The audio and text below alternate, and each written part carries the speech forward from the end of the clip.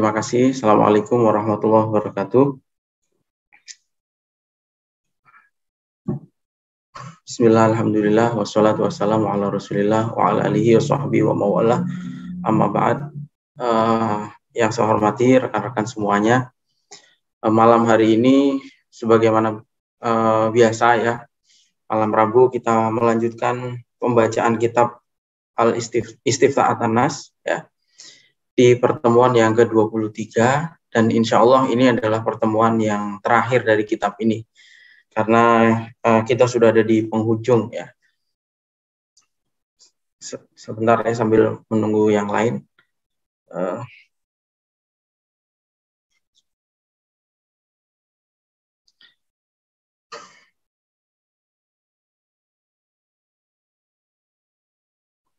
Silahkan yang sudah punya PDF-nya bisa dibuka ya di halaman 210 ya, di halaman 210 di pertanyaan, kita mulai dari pertanyaan nomor 542.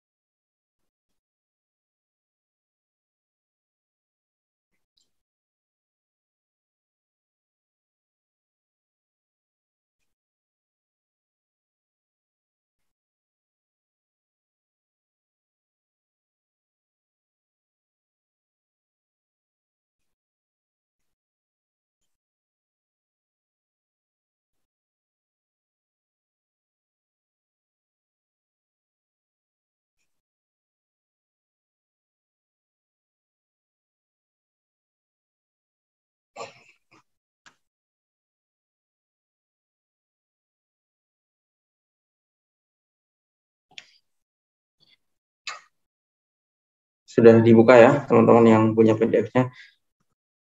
Bismillahirrahmanirrahim. Sebelum kita mulai, mari kita membaca surat Al-Fatihah ala hadhihi wa ala kulli niyatin shalihah. Al-Fatihah.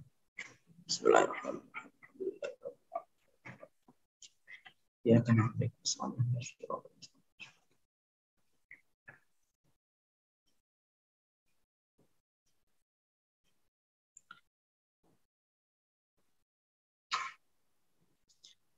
Di pertemuan yang ke-23 ini, materi pembahasan malam hari ini sebetulnya masih banyak berkaitan dengan persoalan-persoalan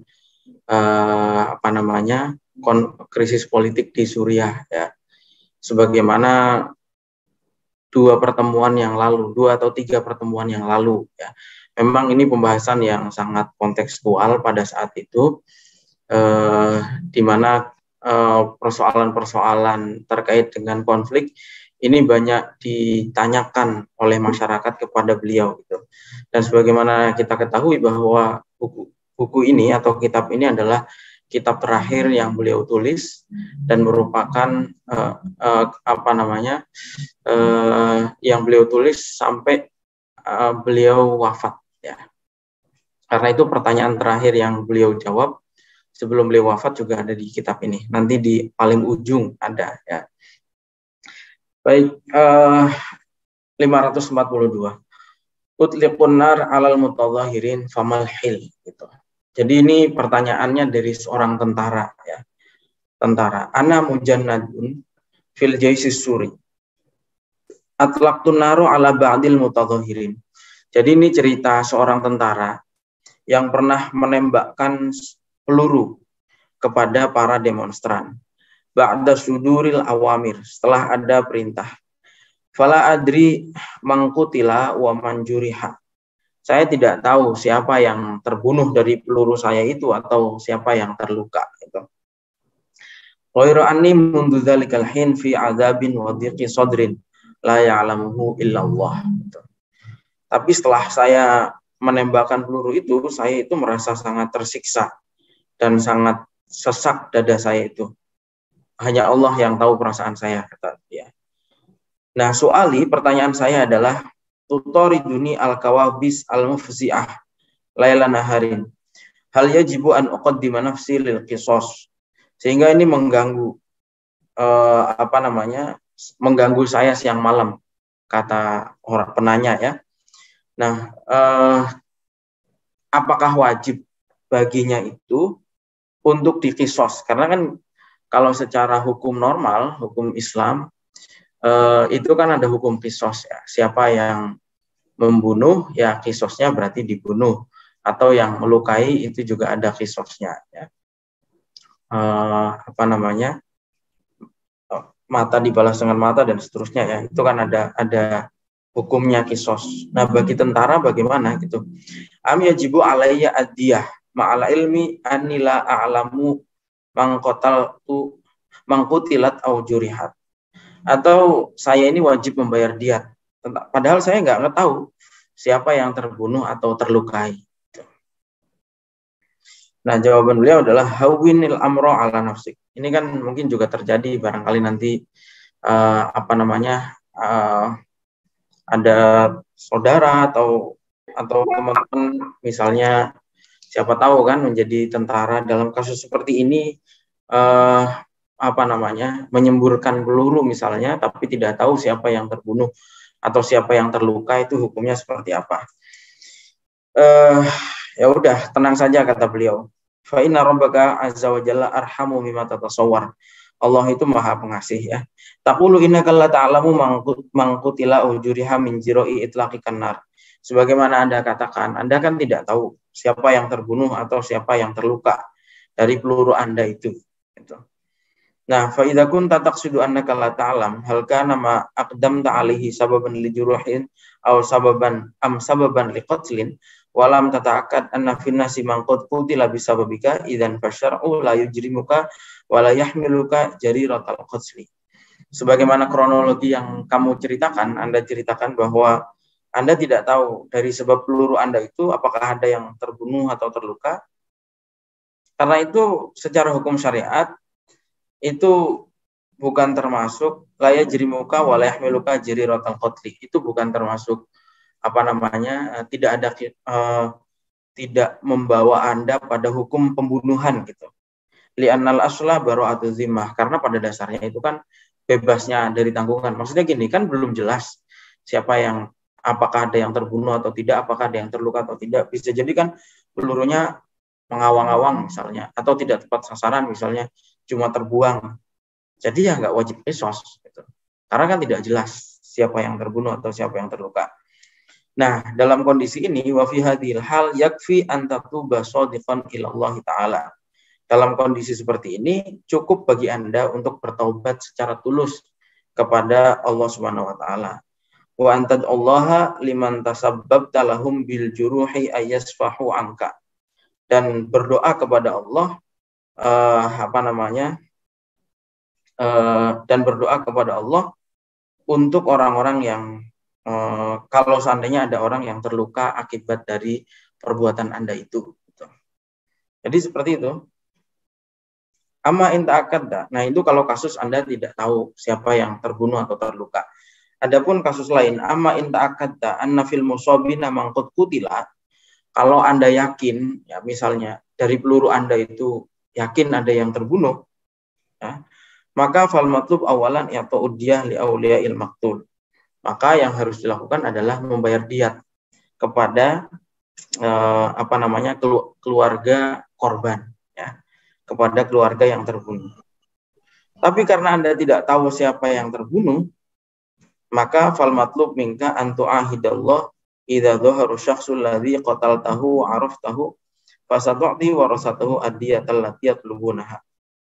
Maka karena Anda tidak tahu kepada siapa Anda harus membayar diatnya, karena kan tidak tahu siapa yang terbunuh, maka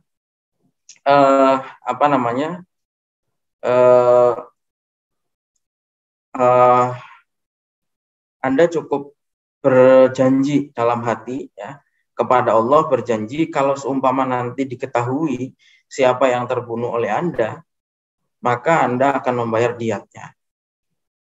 Kemudian ditambah Anda harus berpuasa 2 bulan secara berturut-turut. Kalau Anda tidak mampu, fayambaghi an takhruja badalan min siyami kulli yaumin qimata wajbatin wajibati tu'amin li faqirin min awsatil wajibatil lati tatanawalaha fi baitika. Kalau tidak mampu berpuasa, jadi itu kan sesuai urutannya. Jadi gini, sebagaimana ada di dalam hukum-hukum fikih ya, kalau orang yang membunuh dengan sengaja itu kan hukuman qisosnya dibunuh ya. Orang siapa yang membunuh maka hukumannya dibunuh. Tapi kalau seumpama keluarganya memaafkan, maka membayar diat. Diatnya itu berapa? Diatnya adalah 100 ekor unta. Itu. Kalau seumpama tidak mampu, maka ini di sini dikatakan itu puasa 2 bulan. Kalau tidak mampu berpuasa 2 bulan, maka membayar atau memberi makan kepada orang-orang miskin. Ya. Satu harinya itu dengan 1 porsi makanan. Itu. Jadi misalnya 2 bulan berarti 60 porsi makanan. Wa kun ala yaqinin ba'da hadza bi anna Allah qad afa anka. Setelah itu ya sudah yakin saja bahwa Allah memberi maaf kepada Anda, wa ghafara laka dzambaka wa iyyaka an ta'ud. Yakin bahwa Allah mengampuni tapi jangan diulangi. Ya. Menembak sembarangan itu kepada demonstran itu jangan diulangi. Jadi ini kasus kan banyak terjadi yang seperti ini ya. Namanya demonstran, polisi, tentara itu kan untuk membubarkan demonstran biasanya kan menembak menembak ke atas atau menembak secara random, secara acak ya kepada demonstran. Itu kan tidak jelas siapa korbannya, apakah ada yang jangan-jangan ada yang terbunuh gitu. Itu kepikiran orang ini gitu. Nah, dalam kasus seperti itu tadi hukumannya adalah kalau memang tidak yakin ada yang terbunuh atau terluka ya nggak masalah. Tapi kalau seumpama yakin ada yang terbunuh, maka harus berjanji suatu saat kalau tahu siapa yang terbunuh itu janji untuk membayar diat kepada ahli waris si korban itu kepada korbannya ya, kepada keluarga korbannya. Itu ditambah dengan puasa 2 bulan. Jadi seperti itu. Nanti ini suatu saat kalau ada dari Anda atau saudara atau teman yang jadi polisi atau jadi tentara, itu hukum ini penting ya untuk diketahui. Kemudian berikutnya di pertanyaan nomor 543. Sayyidi inni khosmun likulli man yufti bi khurujin nas. Jadi ini curhat sebetulnya cerita ya. Jadi ini ada orang ba'da an tamal ittifaq fi baladiyati Duma ala adami wujudi hajatin li tadhahur la siyama ba'da mu'ahadati rais bidzalik wa ba'da anistajaba lima talibin. Jadi ini orang Duma. Duma ini salah satu daerah di Suriah ya. Kan sudah terjadi kesepakatan di Duma itu bahwa sudah tidak akan ada lagi demonstrasi dan sudah ada perjanjian dengan pemerintah untuk menyanggupi atau menuruti tuntutannya demonstran. Tapi ternyata pada hari Jumat berikutnya itu ada orang-orang yang keluar demonstrasi dan mereka menuntut pemerintahan harus turun ya, presiden harus turun. Kemudian juga menuntut darahnya korban perang. Karena itu kemudian terjadi keributan. Setelah terjadi keributan, chaos, kemudian ditunggangilah tragedi ini oleh orang-orang yang punya kepentingan, yang ingin negara ini hancur, kata penanya. Kemudian ini wallahi, saya demi Allah, itu saya akan menjadi musuh siapapun yang mengajak demonstrasi. Jadi dia orang yang anti demonstrasi. Dia cerita bahwa di Duma itu sudah ada kesepakatan untuk nggak ada lagi demonstrasi, tuntutan demonstran juga sudah dipenuhi, tapi kok masih ada aja gitu. Pada hari Jumat itu orang yang keluar untuk demonstrasi. Dia bersumpah, saya orang yang memerangi. Kalau ada orang yang mengajak demonstrasi itu, saya bersumpah demi Allah dan demi Rasulullah. Itu. Nah itu cerita. Respon beliau, Kata beliau, kata Syekh Al-Buti, "Lau dhahara Rasulullah sallallahu alaihi wasallam bainana min jadidin wa dzakarna bi ta'alimihi wa wasayahu allati amarna bi tibaiha indama takunu hadhil fitani wa amsalha laqala lahu haula'il ladzina tatahaddatsu anhum anta ma'anidun." Ya, intinya kata beliau, ya uslah terima saja. Maksudnya ya dimaklumi itu. Kata beliau, seandainya Rasulullah Shallallahu Alaihi Wasallam ada di tengah-tengah kita, hidup lagi dan menyampaikan ajaran-ajarannya dan wasiat-wasiatnya di tengah-tengah kondisi chaos seperti ini, kata beliau, kalau ada konflik keributan misalnya, seperti yang sekarang kita alami, lalu Rasulullah hadir lagi, lalu kemudian Rasulullah menyampaikan, mengingatkan dengan ajarannya itu, pastilah orang-orang itu akan berkata bahwa wah ini anta ma'anidhum, wah ini Rasulullah ini antek pemerintah. Oh anta ma'a masyayikhis sultan, oh ini ulamanya istana ini, itu. Jadi ya udah maklum saja. Oh memang di tengah-tengah konflik itu yang didahulukan nafsu ya, bukan tidak lagi objektif, tapi nafsu. Karena itu kalaupun Rasul mau dikasih apa sekarang? Mau disampaikan hadis, mau disampaikan Al-Quran, wong kalau Rasulullah hadir saja, mereka juga belum tentu nerima. Pasti akan bilang, wah ini ini anteknya pemerintah, ini ulamanya istana, atau dituduh buzzer. Ya. Padahal ulama-ulama itu kan hanya menyampaikan ajarannya Rasulullah bahwa kita ini dilarang untuk membuat keributan, mengganggu keamanan, itu dilarang. Gitu. Jadi ya nggak usah ada demonstrasi lagi. Gitu. Saya kira jelas ya, sebagaimana juga sudah disampaikan di pertemuan-pertemuan sebelumnya, beliau ini termasuk yang anti terhadap adanya masyarakat turun ke jalan itu, karena itu sangat potensi untuk timbul kerusuhan. Ya. Kalau ada aspirasi ya sampaikan tanpa melalui demonstrasi yang berpotensi menimbulkan kericuhan, gitu ya.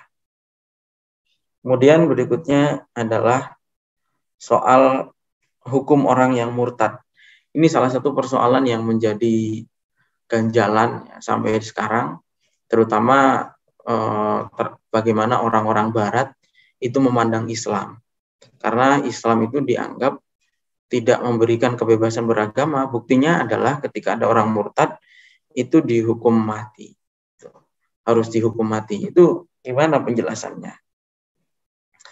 Nah, kata beliau sebetulnya gini, haddur riddati mawjudun wasabitun fi syariatil islamiyati walakin mujibul haddi laisa mujarradul kufri ba'dal. Jadi gini, intinya hukuman bagi orang murtad itu memang ada, betul. Had bagi orang yang murtad, hukuman bagi orang yang murtad itu ada dalam syariat Islam. Tapi begini, walakin mujibul haddi laisa mujarradul kufri ba'dal Islam. Tapi yang membuat orang murtad itu dihukum, itu bukan hanya karena dia kufur, setelah dia Islam kemudian dia kafir. Bukan hanya itu. Bukan semata-mata itu, tapi wa innama huwa inda jumhuril fuqahai bisababi ma tatadammanahu riddatul murtaddi min i'lanihi al-hirabata 'alal muslimin. Tapi menurut jumhur ulama adalah orang murtad itu dihad itu karena terang-terangan menyampaikan perang itu, atau tapi jadi gini, intinya bukan hanya karena kekafirannya tetapi karena hirobah itu. Di sini elatnya itu karena hirobah. Maksudnya apa? Yaitu declare atau terang-terangan di publik bahwa dia itu memerangi Islam. Nah, itu yang menyebabkan orang murtad itu dihad. Itu. Kalau seandainya dia keluar dari Islam tapi diam-diam saja, ya tidak perlu dihad gitu. Tidak perlu dihukum. Tapi kalau sampai orang keluar dari Islam lalu kemudian dengan ini saya menyatakan misalnya keluar dari agama lalu saya menyatakan berperang kepada Islam, nah itu dihad. Seperti pada masanya Abu Bakar, kan terang-terangan para pembangkang zakat itu kan terang-terangan. Kami sejak mulai Rasulullah wafat, kami tidak akan lagi membayar zakat. Itu kan terang-terangan. Kalau seumpama seperti sekarang orang tidak mau membayar zakat, semata-mata tidak mau membayar zakat itu kan tidak wajib jihad. Maksiat saja itu tidak sampai menimbulkan kekafiran. Gitu. Jadi sekali lagi orang murtad itu jihad bukan hanya karena kekafirannya, tapi karena hirobah. Gitu. Tapi karena dia declare bahwa dia memerangi Islam.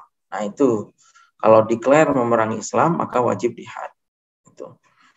Sebagaimana orang-orang murtad pasca wafatnya Rasulullah, ini kata beliau.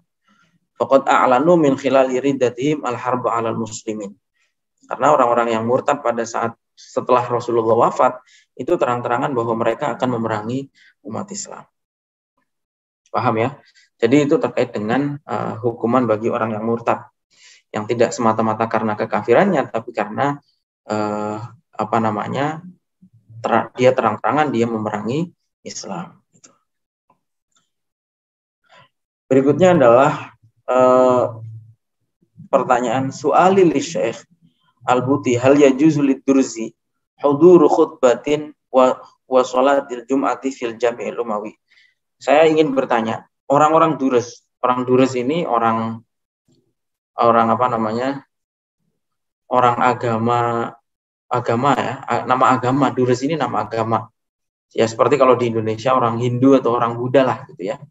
Boleh nggak sih orang Durus itu hadir di masjid pada saat khutbah Jumat itu di Jami Umawi. Jami Umawi itu masjid protokol, kalau kayak di sini Masjid Istiqlal gitu. Boleh nggak ada non Muslim hadir mendengarkan khutbah Jumat di Istiqlal? Intinya seperti itu, gampangnya seperti itu. Nah jawaban beliau, loh kenapa harus heran gitu? Istadhafa Rasulullah SAW an-nasara fi masjidi ayyaman adidah.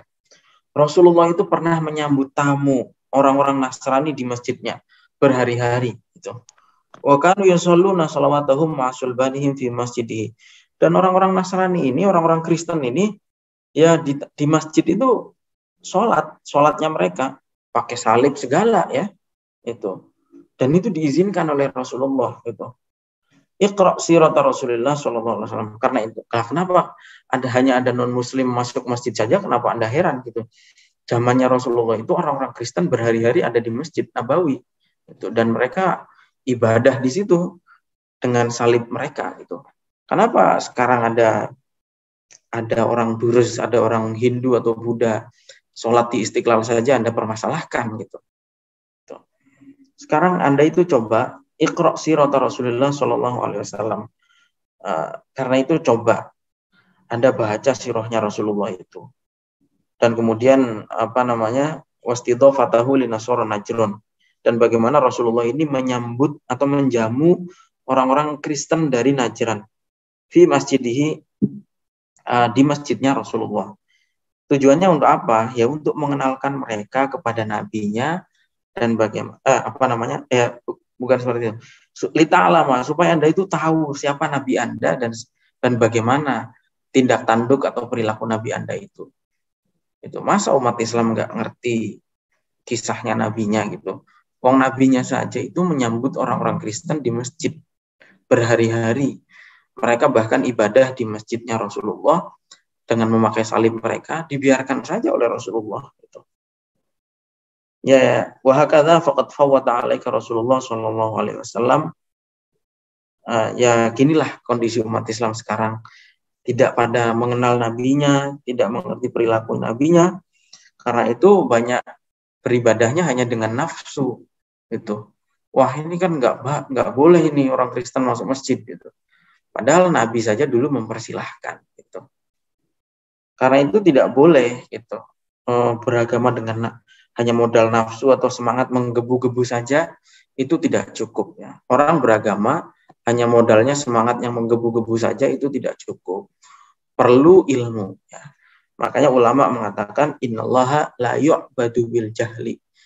Allah itu tidak disembah dengan kebodohan. Kenapa? Karena orang-orang bodoh itu maksudnya mau ibadah, mau menaati perintahnya Allah, karena kebodohannya dia justru malah melanggar perintahnya Allah atau melanggar aturannya Allah. Karena bodohnya gitu.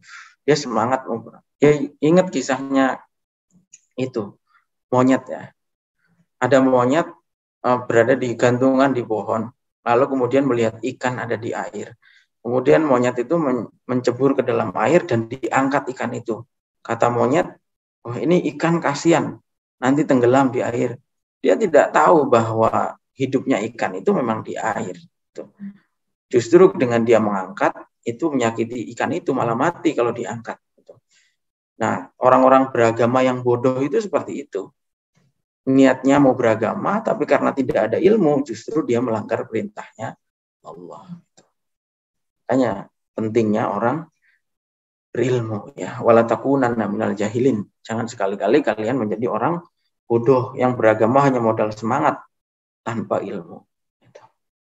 Tidak diterima. Ibadahnya orang bodoh itu nggak diterima. Kemudian berikutnya. Ini persoalan hadis ya. Di hadis itu kan ada, ini pertanyaan nomor 548. Ada hadis, idzal taqal muslimani bisayfihima fal qatil wal maqtul finnar. Kalau ada dua orang muslim berseteru, saling membunuh menggunakan pedang, maka yang membunuh maupun yang terbunuh itu ada di neraka. Kita semua sudah tahu hadis itu. Tapi bagaimana hadis ini ketika diterapkan dengan kondisinya para sahabat ya? Kan sahabat itu pada berperang. Itu gimana? Apakah ada yang masuk neraka gitu? Ini pertanyaan yang cukup mengganggu ya kadang-kadang gitu. Nah, ma waqa'a baina sahabiyyin al-jaliliyin Ali wa Muawiyah. Ma waqa'a baina sahabiyaini al-jalilaini Ali wa Muawiyah. Apa yang terjadi mengenai dua sahabat yang mulia yaitu Ali dan Muawiyah itu jelas tidak masuk di dalam keumuman hadis tersebut. Itu kenapa? Karena maksud dari hadis tersebut itu ketika ada dua orang Islam saling bertengkar, maka yang terbunuh maupun yang membunuh itu di neraka. Itu maksudnya adalah dalam kasus itu perang yang disebabkan karena fanatisme. Kemudian ya intinya perang yang dilakukan tanpa dasar. Adapun ketika misalnya ada orang dirampok misalnya atau mau dicuri kemudian melawan, maka yang terbunuh itulah yang misalnya perampoknya terbunuh, maka hukumnya adalah nyawanya sia-sia itu. Adapun kalau misalnya yang membela diri itu yang terbunuh, maka yang membela diri ini syahid. Misalnya si A dirampok oleh si B, misalnya si A melawan, kalau si A terbunuh itu si A syahid itu bukan di neraka gitu maksudnya gitu. Meskipun sama-sama muslim. Jadi hadis ini juga perlu ditaksis, perlu ada umum. Tidak bisa diumum seperti itu. Nah, begitu juga terkait dengan kondisinya para sahabat. Kenapa? Karena sahabat ini sudah berijtihad itu.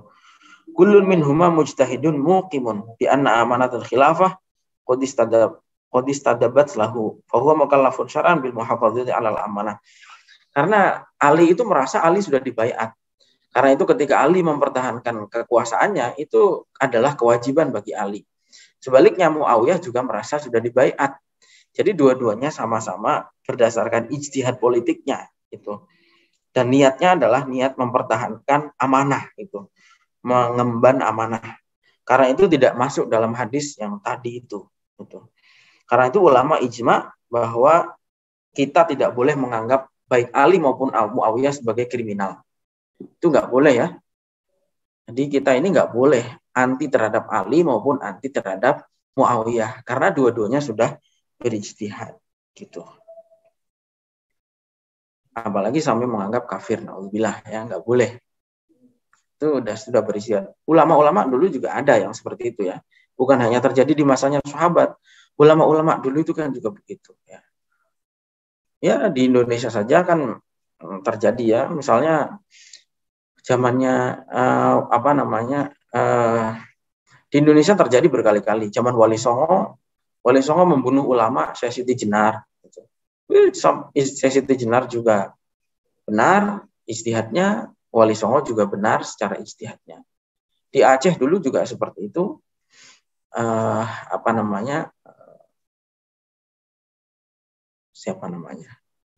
Araniri itu seorang mufti yang ahli fikih, menghukumi berdasarkan syariat. Tapi musuhnya itu, satunya itu adalah ulama sufi yang melihat sesuatu berdasarkan perspektifnya tasawuf. Dan kemudian Araniri ini menghukum mati ulama sufi tadi. Itu berdasarkan ijtihad. Ini tidak masuk di dalam keumuman hadis idzal taqal muslimani bisayfihima. Itu ya. Saya kira mudah lah ya dipahami gitu. Kemudian berikutnya 549. Ma hukmu man yaqtulul mutadhahirin al-azl sawa'un kana minal jaish awil aman awil asabat al-ukhra. Hukumnya bagaimana membunuh demonstran yang tidak bersenjata, baik dari tentara, baik yang ketika yang membunuh itu tentara atau milisi, hukumnya seperti apa? Qatlul bari'il ladzi lam yartakib ma yujibul qatla jarimatun ayyan kanal qatil. Membunuh orang yang tidak bersalah itu pasti kriminal gitu. Siapapun yang membunuh itu. Dan saya sudah katakan ini berkali-kali. Terutama di hadapan pemerintah, kata beliau. Tentara, polisi nggak boleh membunuh demonstran yang tidak bersenjata, yang tidak bersalah, itu maksudnya. Tapi kan persoalannya kan tidak jelas sekarang waktu demonstrasi itu. Karena apa? Demonstrannya juga membawa senjata. Akhirnya mau tidak mau tentara dan polisi ini juga merespon gitu. Seperti yang terjadi sekarang itu kan demonstrasi banyak sekali yang membawa senjata tajam ya. Di Indonesia, di Jakarta saja kan seperti itu. Orang-orang demonstrasi itu pada membawa senjata, minimal membawa batu, yang itu juga membahayakan. Gitu. Maka kalau demonstran yang damai, nah itu tidak boleh. Tapi persoalannya sekarang kan yang terjadi lain ya. Kita sendirian sama beramai-ramai itu lain. Kita ketika sendirian itu mudah mengendalikan diri. Tapi ketika sudah berbareng-bareng, misalnya kita bersama 1.000 orang teman lain, itu apa namanya? Ada psikologi massa. Jadi yang apa namanya? Lain.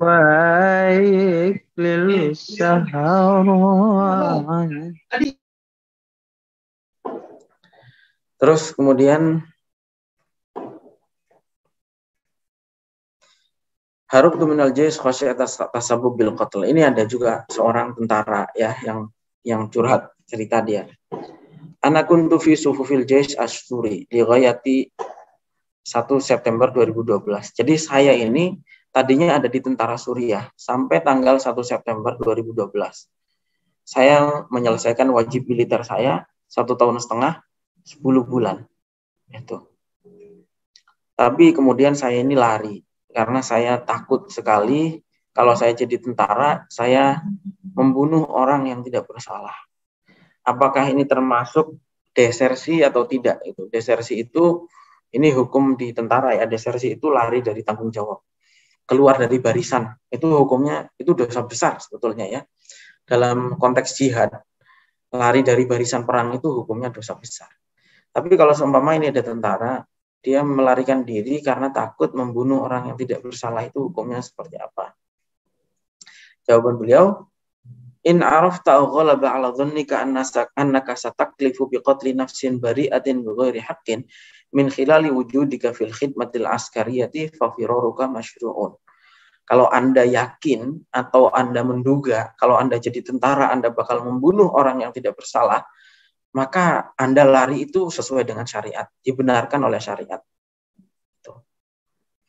Tapi kalau Anda lari dari tentara, lari dari tanggung jawab menjaga keamanan negara, menjaga stabilitas negara, itu, maka hukumnya haram.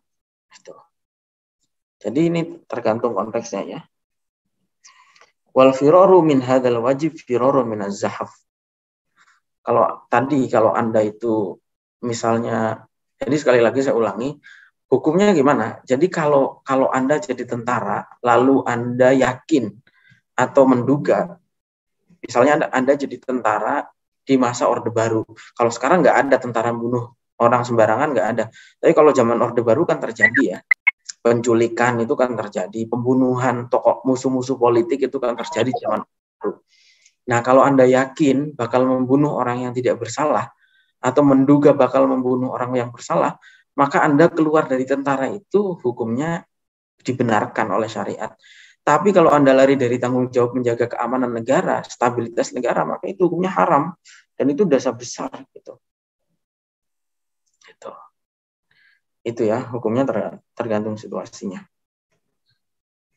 Oke, kemudian berikutnya adalah ini ada yang bertanya, ya, ini juga yang dulu jadi pertanyaan banyak orang lah, termasuk saya juga dulu bertanya-tanya ya. Jadi gini, negeri Suriah, Syam, dan Yaman itu kan termasuk negara yang didoakan barokah oleh Nabi. Allahumma barik lana fi Syamina wa Yamanina, itu doanya Nabi di dalam banyak hadis. Nah, kemudian katanya negara Syam itu tidak sebagaimana juga Yaman, itu kan dihuni oleh banyak wali-walinya Gusti Allah. Itu wali-walinya Allah itu banyak ada di sana. Pertanyaannya adalah ketika ada keributan seperti ini, wali-wali ini kemana gitu? Itu. Jawaban beliau adalah al-abdalu maujudun. Para wali-wali abdal itu ada, sebagaimana dikatakan oleh Rasulullah. Itu. Saya pernah mengutip banyak hadis sahih terkait hal ini di dalam kitab saya Syarah Hikam. Tapi pekerjaan mereka itu tidak bergantung pada kita. Itu alaqohnya adalah alaqoh dengan Allah. Itu. Wong ini memang sudah dikehendaki oleh Allah. Itu. Alihin nuhud bihawatika uka alal abdali apa namanya?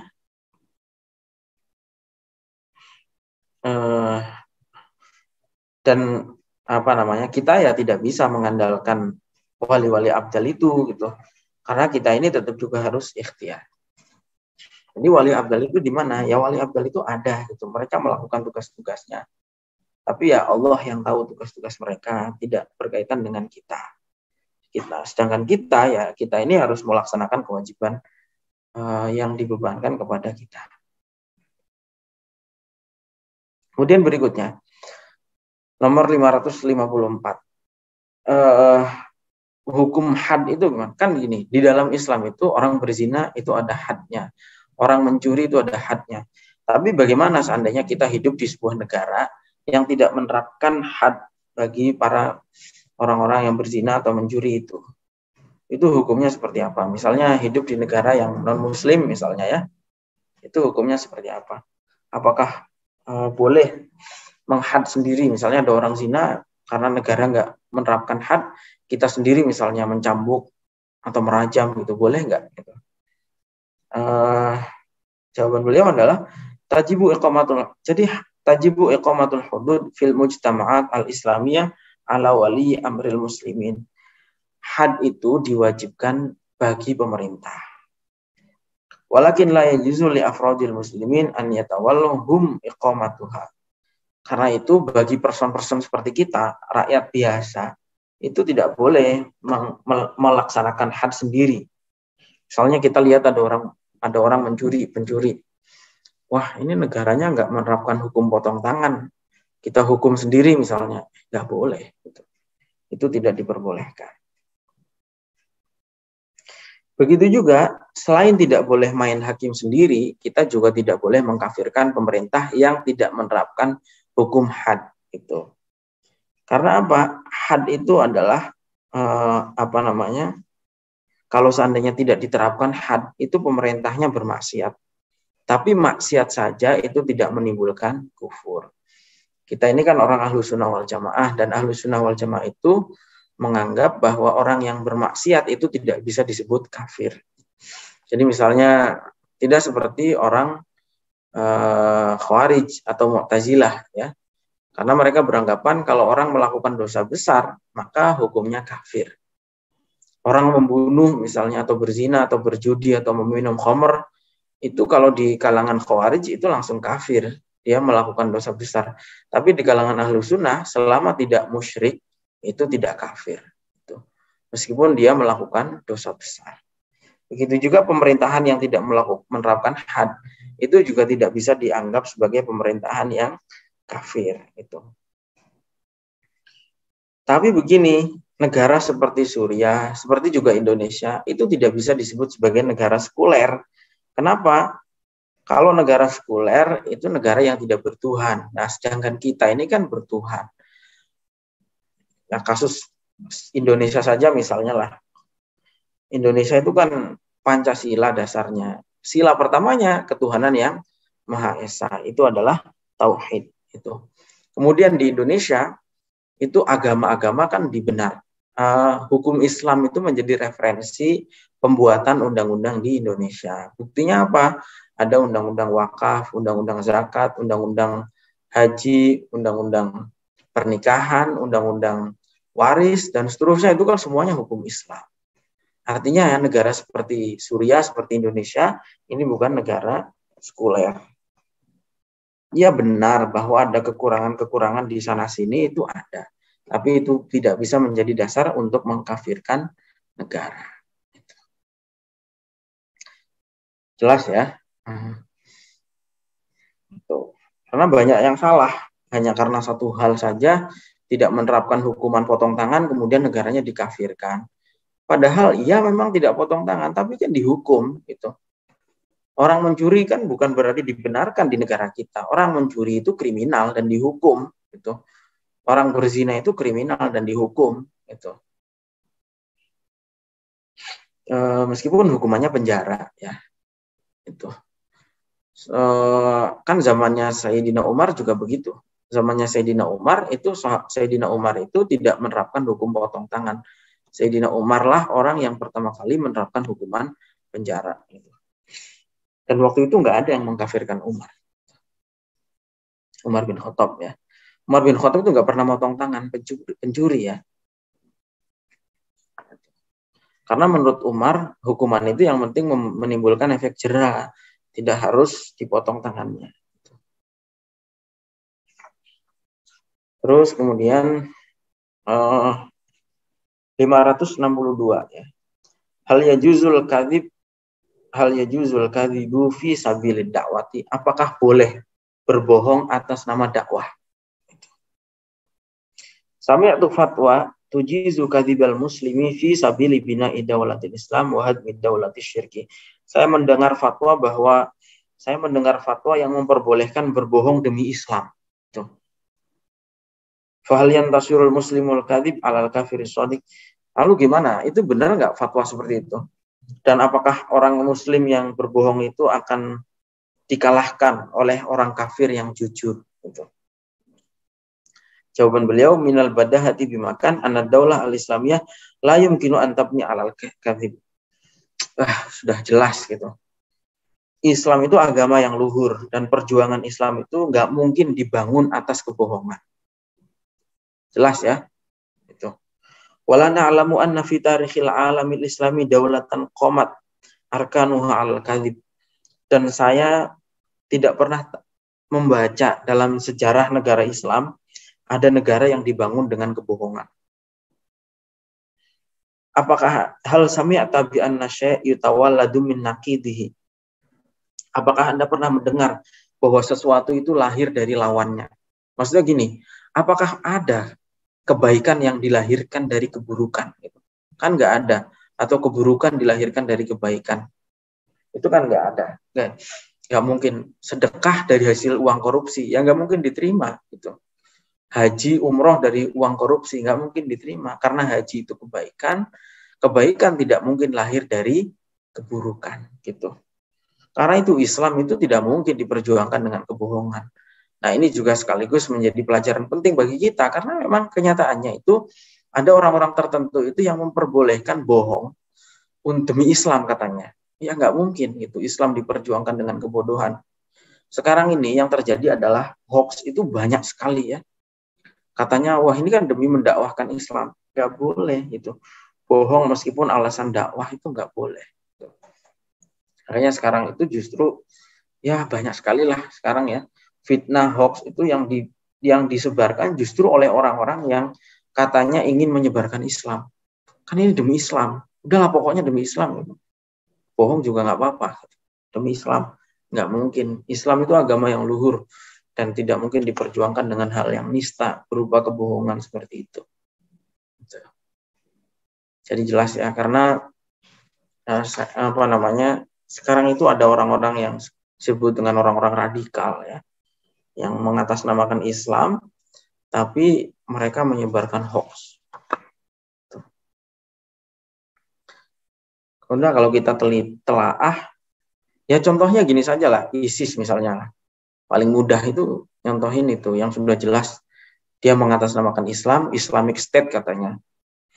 Tapi kemudian bohong, mempropagandakan seluruh dunia bahwa di bawah naungan khilafah di sana itu kehidupannya sejahtera, nggak usah kerja udah mapan gitu. Kalau orang sakit, ini saya kebetulan kenal langsung ya, saya itu kenal langsung dengan satu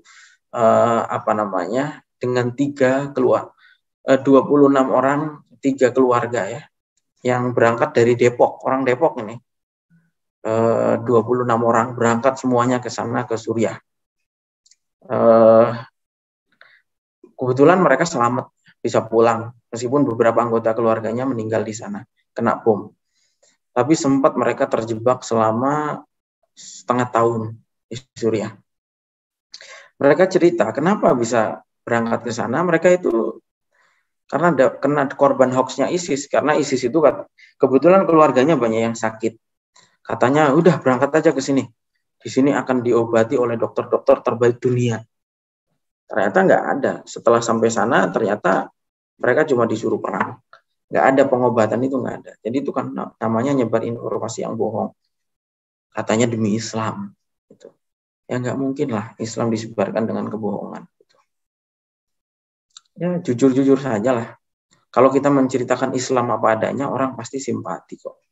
Tanpa harus bikin-bikin kebohongan. Kemudian berikutnya 563 ya. Ini persoalan yang juga sering dibahas. Sebetulnya ada nggak sih negara agama itu? Gitu. Hal sami'tu ala ihdal mahatot al-televizioniyah min ahadil muhallilin asyasin ta'liqan ala intikhabati Misr annahu la yujadu fil Islam wujudun lima yusamma bidaulati diniyah abadan. Saya melihat di salah satu televisi di Mesir, kata penanya, bahwa di Islam itu nggak ada yang namanya negara agama, itu nggak ada, sama sekali tidak ada. Jawaban beliau, arkanud daulah. Jadi gini, pokok guru negara itu ada 3. Sesuatu disebut negara itu rukunnya ada 3. Pertama teritorial. Teritorialnya harus ada. Kayak Indonesia dari Sabang sampai Merauke ini namanya teritorial. Wal ummah awin nas, ada rakyatnya, rakyat Indonesia atau bangsa Indonesia ini kan ada. Yang ketiga, syarat sebuah negara adalah ada pemerintahan. Wan nizam as-sultawi. Fahisuma wujidat hadhi salas faqad wujidatid daulah. Kalau 3, intinya gimana sih? Intinya kalau sudah ada 3 itu, ya udah berarti itu negara gitu. Wa indama hajara Rasulullah SAW ilal Madinah wujidat lil muslimina al-ardo wa wujidat al-ummah wa wujidat nizam aid-dustur as-sultawi al-mutamasil fil wasiqat. Anda lihat juga ketika Rasulullah itu masuk ke Madinah, di sana di negara Madinah itu juga rukunnya 3. Ada umat Islam di sana, ada tanahnya, tanah Madinah, dan ada piagam Madinah. Ada pemerintahannya yang terrepresentasi di dalam piagam Madinah. Intinya apa? Intinya mendirikan sebuah pemerintahan itu sendiri adalah sudah merupakan perintahnya agama. Yang diwajibkan oleh agama, yang diwajibkan oleh Islam, itu adalah mendirikan pemerintahan. Nama pemerintahannya itu apa? Terserah. Mau namanya kerajaan seperti Arab Saudi, boleh. Mau namanya Republik Islam seperti Pakistan atau Iran, boleh. Mau namanya Republik Umum seperti Indonesia juga boleh. Mau pakai Emirat seperti Uni Emirat Arab juga boleh, terserah saja gitu. Yang penting kewajiban dalam Islam itu adalah mendirikan pemerintahan. Bentuknya apa itu terserah. Gitu. Nggak harus menganut bentuk tertentu, dan Islam tidak pernah mewajibkan salah satu bentuk itu. Jadi gimana? Yang namanya negara tidak harus ya, tidak harus negara Islam juga, maksudnya tidak harus namanya ada Islamnya, maksudnya gitu. Yang penting ada pemerintahan yang menjaga kemaslahatan rakyat, itu sudah perintah agama gitu. Yang menyebutkan nama Islamnya kan Iran ya, Republik Islam Iran. Republik Islam Pakistan. Itu yang jelas menyebutkan. Tapi itu tidak ada keharusan. Arab Saudi misalnya, itu ya Al-Mamlakatul Arabiyatus Saudiyah. Kerajaan Arab Saudi itu. Tanpa ada kerajaan Islam Arab Saudi kan nggak ada. Mendirikan pemerintahan saja itu sudah memenuhi perintahnya Islam. Tuh. Oke, kemudian berikutnya adalah 564. Boleh nggak tidak membayar pajak? Itu. Katanya pajak itu bagi umat Islam itu kezoliman. Bener nggak sih kayak gitu? Jawabannya adalah yaqulu Rasulullah SAW fil hadis sahih anil hukamil ladzina yajma'una minan nasi ad-dharaib allati taqulu inna daulah laisat bihajatin 'alaiha. Rasulullah SAW itu kan bersabda di dalam hadis sahih. Bersabda tentang apa? Tentang pemerintah yang memungut pajak dari rakyatnya. Padahal negara sebetulnya tidak membutuhkan. Tapi kata Rasulullah, a'tuhum malahum wasallallaha malakum. Kata Rasulullah, ya udah kasih saja gitu.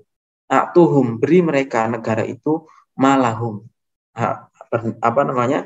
Hartanya negara. Kamu wasallallaha malakum. Nah, terkait harta kamu minta kepada Allah.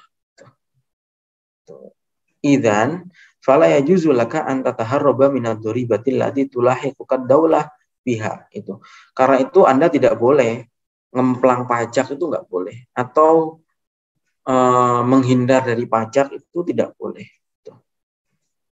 Menghindar dari pajak yang diwajibkan oleh negara itu mahmaka nanauha wayan kana sabab pajak apapun, pajak sepeda motor, pajak tanah, pajak rumah, pajak usaha yang diwajibkan oleh negara, ya udahlah tunaikan gitu.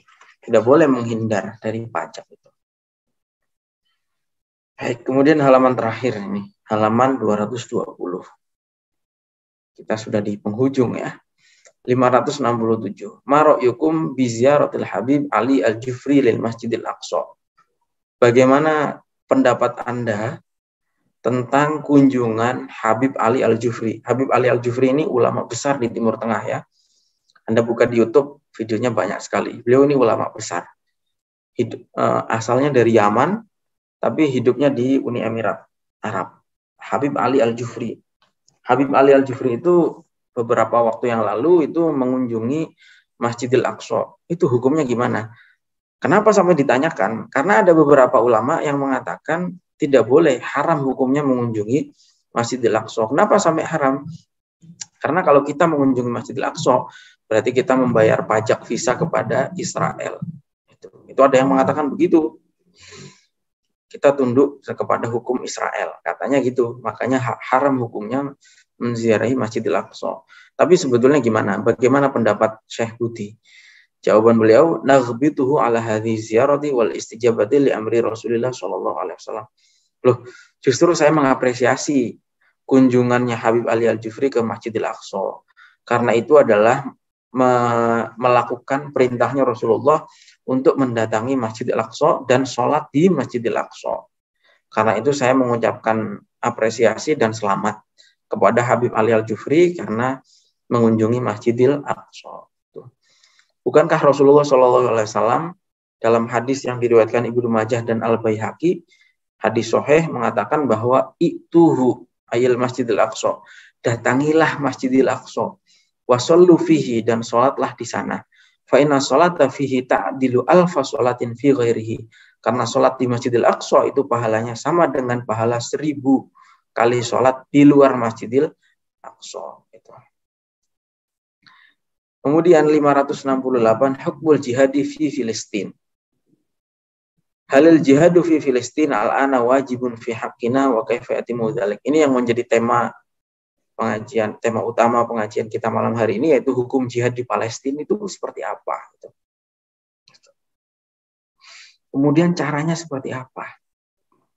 Jawaban beliau, Filistin daru Islam. Palestina itu negara Islam.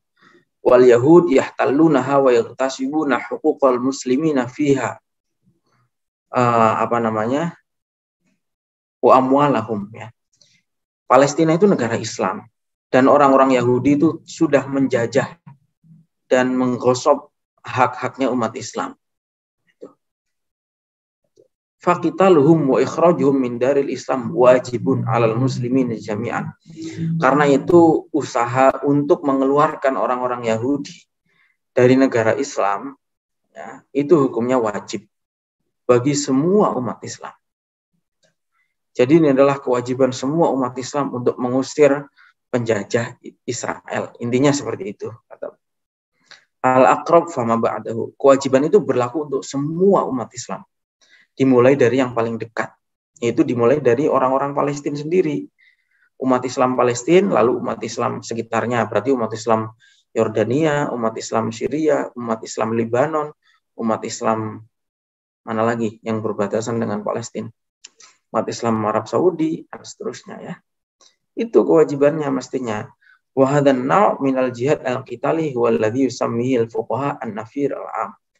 Dan ini sebetulnya kewajiban yang disebut oleh para ulama ahli fikih sebagai an-nafir al-'am. Kalau di Indonesia kan itu perang semesta. Semua orang tuh wajib, bukan hanya tentara reguler atau penduduk negara tertentu, tapi semuanya wajib. Itu. Jadi intinya gimana? Ya berjihad melawan Israel itu hukumnya wajib bagi semua umat Islam. Karena Palestina itu negara Islam. Gitu. Dan orang-orang Yahudi ini menjajah umat Islam. Wajib hukumnya. Hanya saja begini, catatan dari saya. Berjihad itu harus cerdas. Jangan hanya modal nekat. Artinya apa? Orang-orang Israel itu kan sekarang sudah memakai teknologi, memakai senjata yang canggih. Ya gimana caranya orang Islam ini juga bisa mempunyai kekuatan yang seperti itu. Jangan hanya modal nekat. Kenapa modal nekat? Karena yang mau bunuh diri, pembunuh diri itu banyak sekali sebetulnya dari Palestina ya. Yang minat untuk pembunuh diri itu banyak sekali. Tapi kan itu tidak cukup. Pembunuh diri tidak menyelesaikan masalah. Tapi gimana menyusun kekuatan gitu. Dan yang tidak kalah penting adalah bersatunya umat Islam gitu. Karena sekarang itu di Timur Tengah, negara-negara Arab sendiri itu pecah. Karena itu betapa lemahnya gitu umat Islam itu. Dan betapa lemahnya orang-orang Arab ya, Timur Tengah. Perang aja terus. Ya, Arab Saudi itu nggak pernah merangi Israel. Yang diperangi itu Yaman. Mereka membunuh sesama umat Islam. Saling bunuh antara Muslim, saling membunuh antara orang Arab. Itu yang menjadi keprihatinan. Ya. Karena itu secara politik lemah sekali, karena pecah. Itu beda sama orang Yahudi. Orang Yahudi itu cuma segelintir, tapi mereka kuat secara lobby politik. Karena itu Israel itu mau melakukan pelanggaran apapun, nggak akan ada yang menghukum. Kenapa? Karena Israel itu kuat secara politik. Gitu. Mau pakai nuklir, mau pakai bom kimia, mau mutilasi anak-anak, mau membunuh orang hamil, mau semua pelanggaran yang dilakukan oleh Israel nggak pernah ada hukumnya. Kenapa? Karena mereka kuat secara politik internasional. Beda dengan umat Islam hari ini. Umat Islam tuh jumlahnya aja besar. Hampir 2 miliar umat Islam. Mana kekuatannya? Tidak ada sama sekali. Di PBB itu yang punya hak veto nggak ada negara Islam. Yang punya hak veto di PBB itu 5 negara. Amerika, Rusia, Cina, Perancis, Jerman. Nggak ada satupun yang negara Islam. Kenapa? Padahal hampir 2 miliar. Jumlah populasinya besar sekali. Gitu. Karena nggak berkualitas. Gitu. Nggak ada persatuannya, nggak ada kekuatannya. Ini yang harus dievaluasi. Gitu. Itu ya. Jihad wajib, tetap wajib. Tapi coba jihad dengan cara yang cerdas. Yang strategis. Jangan hanya modal nekat saja. Gitu. Oke, terakhir 569. Hal Filistin al-Yawm Darul Islam. Apakah Palestina itu negara Islam? Jawaban beliau adalah yang disebut dengan negara Darul Harbi itu adalah negara yang belum pernah dikuasai oleh Islam sama sekali. Adapun Palestina, maka Palestina itu ya sudah jelas. Amal Palestina fadaru Islam. Palestina itu yang negara Islam. Li'annaha wa ma'aha sa'iru ajza'i Syam futihat fi ahdi Sayyidina Umar. Karena Palestina itu bagian daripada negeri Syam yang ditaklukkan pada masanya Khalifah Umar bin Khattab. Wa darul Islam la tarji'u daru kufrin aw daru harbin bisababi ightisabi a'da'il muslimin laha. Dan yang namanya negara Islam itu ya tetap negara Islam selama-lamanya. Itu meskipun sudah dijajah oleh oleh orang kafir gitu, seperti di Palestina. Wa min sama yajibu ala jami'al muslimin isti'adatuha ila hadiratil Islam. Karena itu wajib bagi semua umat Islam untuk mengembalikan Palestina ke pangkuan umat Islam. Itu penting ya poinnya itu. Itu wajib hukumnya mengembalikan Palestina ke negara Islam. Ya paling tidak kita yang ada di sini jauh, kemudian itu ya juga bisa memberikan dukungan kepada Palestina. Masalahnya di Palestina sendiri itu orang-orang Palestina sendiri sukanya pecah, sukanya perang sesama saudara. Fatah sama Hamas perang, sama Front Jihad Islam perang, semua perang sama saudara.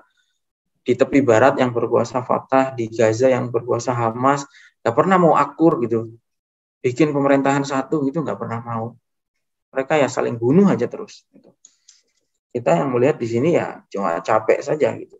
Sementara beberapa orang mencari keuntungan pribadi dengan menggalang donasi atas nama Palestina. Tidak pernah disampaikan untuk rakyat Palestina, untuk memperkaya pribadi. Ini juga menggemaskan ya. Banyak orang mengatasnamakan donasi Palestina, nggak pernah disalurkan ke sana. Itu memang kurang ajar lah ya.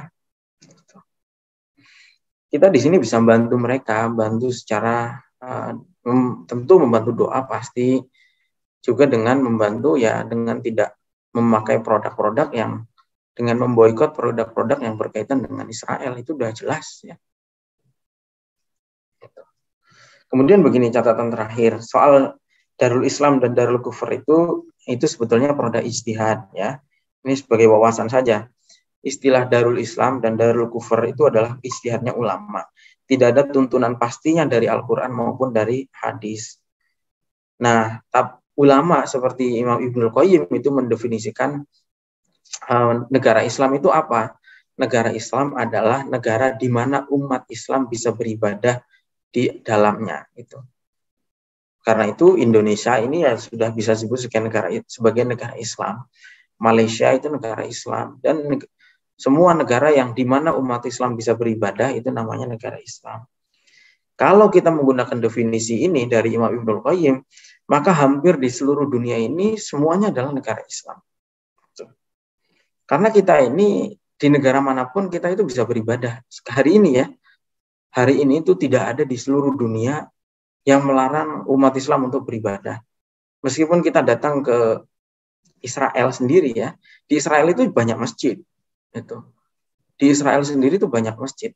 Itu umat Islam bisa beribadah di sana. Itu di Cina aja yang komunis masjidnya banyak sekali di Cina itu, puluhan ribu masjid di Cina. Saya pernah ke sana.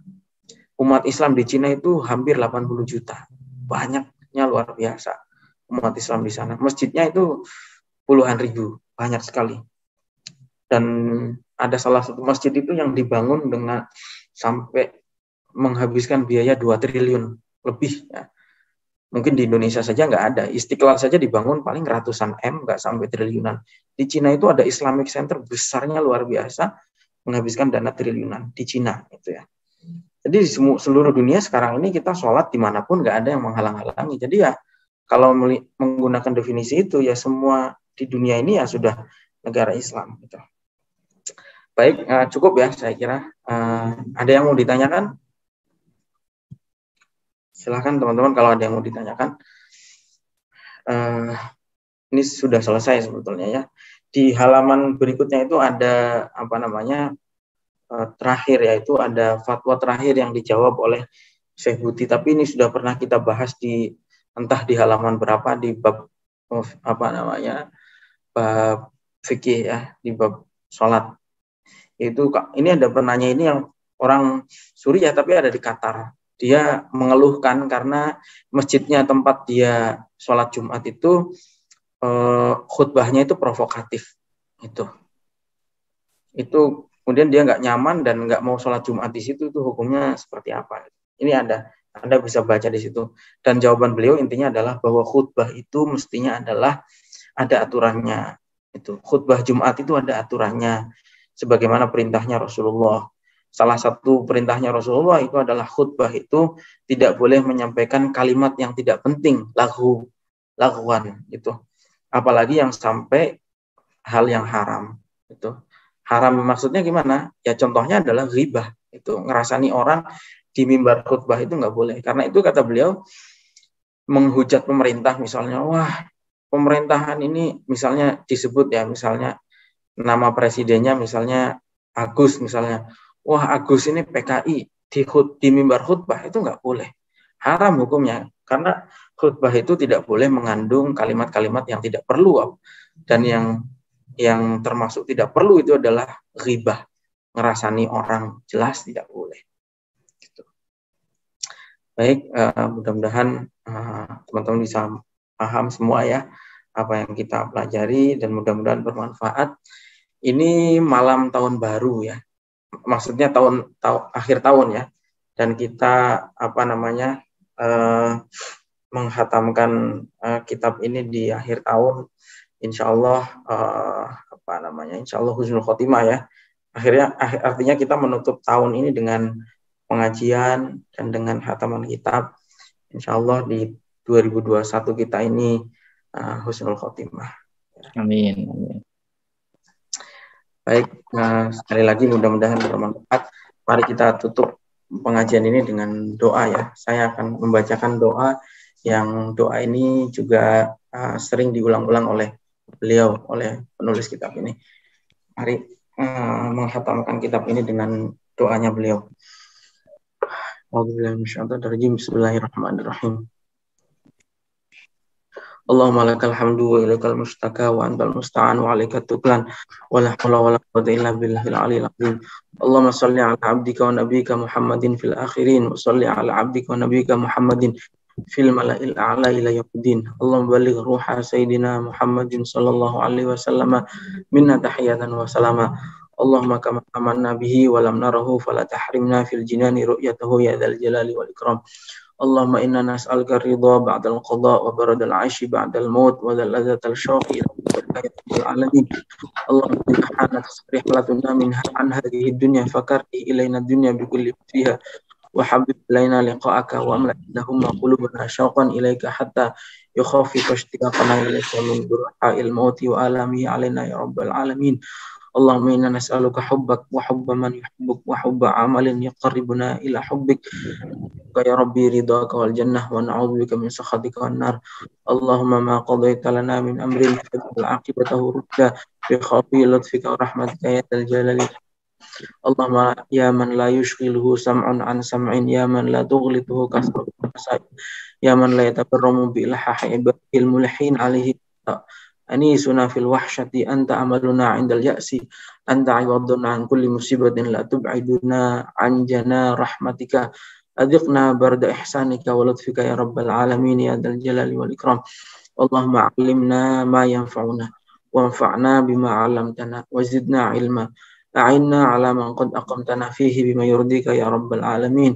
Allahumma tahhir baladana hadha bi kulli man yuridu su'an bidinihi aw dunyahu ya dzal jalali wal ikram. Allah ya dzal jalali wal ikram wa ya dzal tuli wal in'am. A'id farhatal amni wat tuma'ninati wa raqadal 'aishi tadkhuluha ila qulubi 'ibadika alladhina aqamtahum fawqa hadhil ardil mubarakati bima syi'ta wa kaifa syi'ta ya rabbal alamin. Allahumma illam nakun ahlan li an tastajiba du'aana fa anta ahlan lidzalik wa anta rabbuna al-qa'il kullu ya'malu ala syakilatihi syakilatukar rahmah syakilatukal maghfirah syakilatukal safah ya dzal jalali wal ikram. Isfahillahumma anna safhakal jamil mati'na Allahumma bi asma'ina wa absarina wa quwwatina ma ahyaitana waj'alhu al-warisa minna.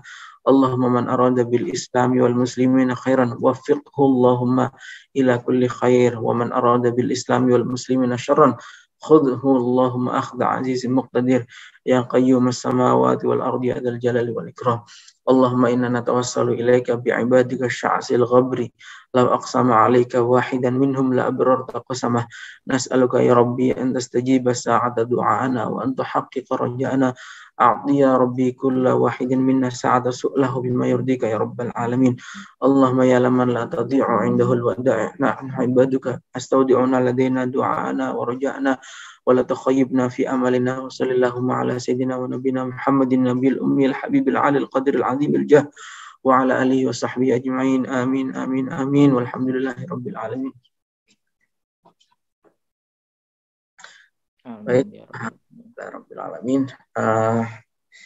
Alhamdulillah selesai malam ini ya. Kitab ini insya Allah kita lanjutkan lagi minggu depan. Mudah-mudahan teman-teman bisa istiqomah ya. Kita ini menghidup-hidupkan ilmu karena Nabi itu bersabda bahwa akhir zaman itu yang akan pertama hilang adalah ilmu. Karena itu kita gimana caranya kita tetap ngaji, kita tetap menghidup-hidupkan ilmu meskipun pertemuan kita ini cuma seminggu sekali. Mudah-mudahan manfaat dan diterima oleh Allah Subhanahu wa taala. Demikian cukup ya untuk malam hari ini. Kita lanjut lagi minggu depan sebagaimana biasa. Mungkin kalau ada teman-teman yang punya saran atau usulan kitab yang akan kita baca, silahkan nanti disampaikan saja. Demikian dari saya. Assalamualaikum warahmatullahi wabarakatuh.